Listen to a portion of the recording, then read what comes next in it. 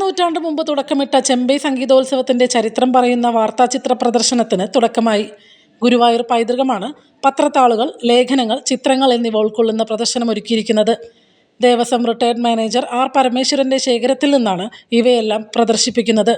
വടക്കേനട Govind tourist ഹോമിൽ നടക്കുന്ന പ്രദർശനം Devaswom chairman doctor V K Vijayan ഉദ്ഘാടനം ചെയ്തു.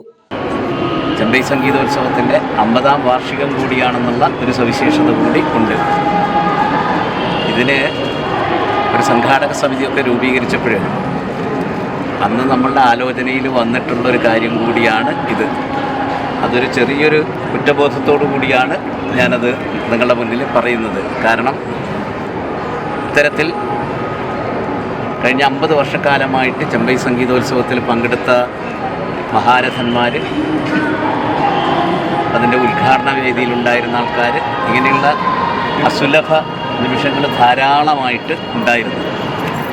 അതിൻ്റെയൊക്കെ ചിത്രങ്ങളൊക്കെ കൂടി സംഘടിപ്പിച്ച് ഇവിടെ എത്തിച്ചേരുന്ന ഭക്തന്മാർക്ക് ആ ഓർമ്മകളൊക്കെ ഒന്ന് അയവിറക്കാനുള്ളൊരവസരം ഉണ്ടാക്കുക എന്നുള്ള രീതിയിൽ ഒരു പ്രദർശനം കൂടി ഈ സുവർണ ജൂബിലി ആഘോഷങ്ങളുടെ ഭാഗമായിട്ട് വേണം എന്ന് അന്നൊരു അഭിപ്രായം ഉയർന്നിരുന്നു.